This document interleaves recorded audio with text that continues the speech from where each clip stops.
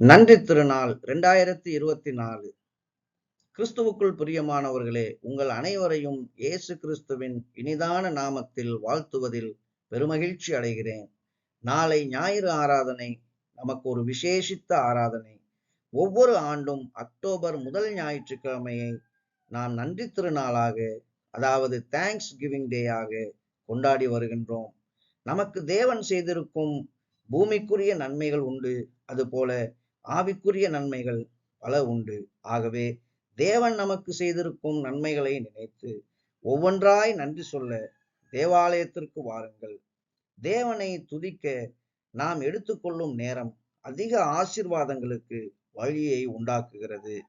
116ஆம் சங்கீதம் 12, 13, 14 மற்றும் 17, 18, 19 வசனங்களில் இவ்வாறு சொல்லப்பட்டிருக்கிறது.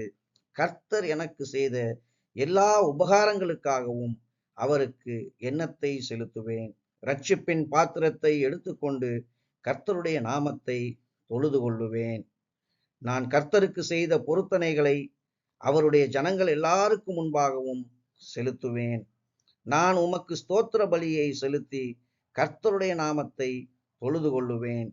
நான் கர்த்தருக்கு செய்த பொருத்தனைகளை அவருடைய ஜனங்கள் எல்லாருக்கும் முன்பாகவும் கர்த்தருடைய ஆலயத்தின் பிரகாரங்களிலும் எருசலேமே உன் நடுவிலும் நிறைவேற்றுவேன்.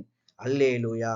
ஆம் அன்பானவர்களே, இச்சங்கீதக்காரனை போலவே முதலாவது கர்த்தர் எனக்கு செய்த உபகாரங்களுக்காகவும் அவருக்கு எண்ணத்தை செலுத்துவேன் என்கிற கேள்வியை நாம் கேட்க வேண்டும். இரண்டாவது, நான் கர்த்தருக்கு செய்த பொருத்தனைகளை செலுத்துவேன் என்று அவர் சொல்லுகிறார். அது போலவே நாமும் செய்த பொருத்தனைகளை நிறைவேற்றுகின்றவர்களாக நாம் காணப்பட வேண்டும். மூன்றாவது, ஸ்தோத்திர பலியை செலுத்தி கர்த்தருடைய நாமத்தை தொழுது கொள்ளுவேன் என்று சொல்லுகின்றார். ஆம் அன்பானவர்களே, நாளை நாம் தேவனுடைய ஆலயத்திலே நன்றி காணிக்கைகளையும் தசம பாகங்களையும் துதிகளையும் செலுத்தி அவர் சமூகத்தில் அவரை மகிமைப்படுத்துவோம். தேவன் தாமே நம் அனைவரையும் ஆசீர்வதிப்பாராக. ஆமேன். அன்புடன் ஜஸ்டின்.